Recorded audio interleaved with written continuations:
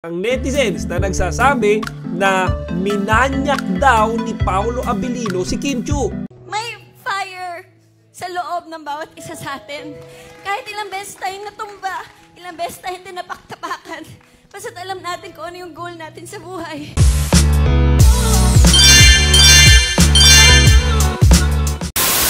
Magandang araw mga kachika! Rigel po ulit ang inyong Chika Patrol!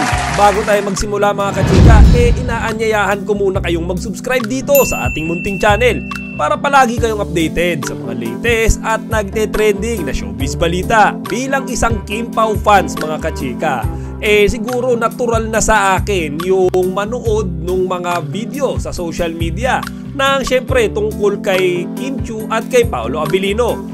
Pero meron akong isang video mga kachika na napanood sa Facebook na talaga namang alam nyo hindi maalis-alis sa isipan ko yung mga comment ng mga taong alam nyo nakapanood din ng videong iyon. Kasi mga kachika, sa videong sinasabi ko marami ang netizens na nagsasabi na minanyak daw ni Paolo Abilino si Kim Chiu. Oo mga kachika, kasi parang meron daw hinawakan si Paolo na tila wala naman daw sa script ng direktor. Panoorin nyo ito mga kachika.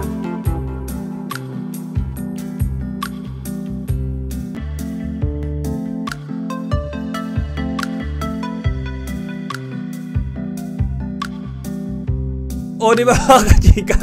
Kumbaga sa unang tingin talagang magmumuka na parang chinansingan ni Paolo Abilino si Kim Chiu. Parang alam niyo yun, parang may ginawa siya na hindi dapat gawin. Kanya-kanya tayo ng opinion Pero kung mga kachika, ibabahagi ko yung aking personal na opinion tungkol sa video na yan. Para sa akin mga kachika, naging gentleman dyan si Paolo Abilino. Panoorin nyo mabuti kung pwede nga ulitin nyo yung video. Kasi nung humiga dyan si Kim sa scene na yan na ginagawa nila, tila na-expose yung maselang bahagi ng kanyang katawan. Kaya mga kachika, napansin kaagad ni Paolo na tila nasisilipan na si Kim Chiu sa camera. Diba mga kachika? Kaya ang ginawa niya, dahan-dahan niyang hinawi yung palda ni Kim para, alam niyo yun, matakpan at hindi siya masilipan. Di ba mga kachika? Ako yan ang aking opinion. Hindi ako nagiging bias kay Paolo kasi marami ang nagsasabi na talaga daw minanyak or chinansingan ni Paolo si Kim dyan sa scene na yan, sa eksena na yan. Pero para sa akin mga kachika at panigurado mayroon ding mga sasang-ayon sa sinasabi ko na ang tunay lamang na intensyon dyan ni Paolo hawiin or alam niyo mga kachika, hawakan yung palda ni Kim para hindi ito tuluyang malaglag at masilipan yung dalaga sa harap ng kamera. Kasi mga kachika, medyo marami sa atin ang alam niyo medyo nagiging madumi ang isipan. Kayo mga kachika, gusto ko rin marinig ang inyong mga opinion tungkol nga sa eksena na yan.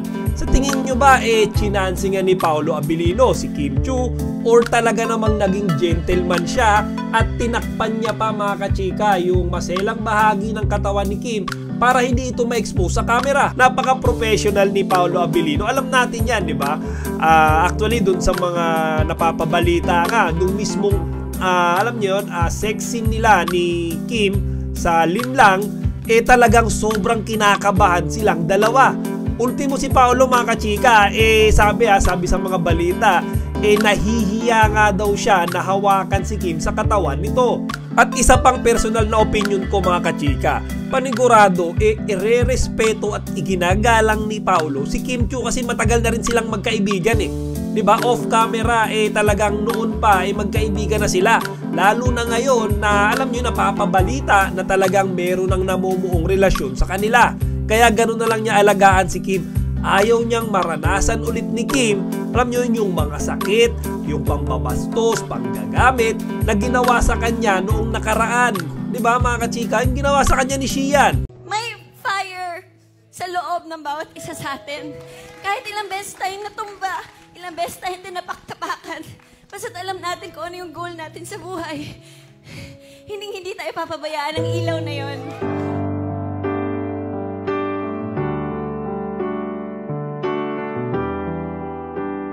Sa totoo lang mga kachika, talagang nakakaawa si Kim doon sa mga ginawa sa kanyang hindi maganda ng kanyang ex-boyfriend sa loob ng 11 taon. At ngayon nga mga kachika na talagang mukhang nakaka-move on na si Kimi unti-unti.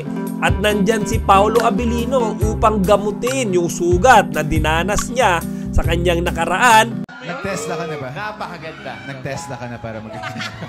Nag-test na ako. Marunong na ako magluto, mamalansya, maglaba. Alagaan kita. Suportahan natin sila mga kachika para mas maging successful ang kanilang karir.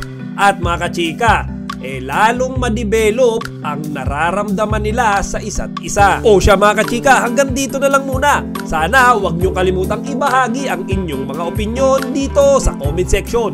Chika Patrol signing out. Kachika, huwag niyong kalimutan mag-like, comment, and subscribe. Para sa iba pang mga celebrity news, i-click lamang ang mga videos na ito.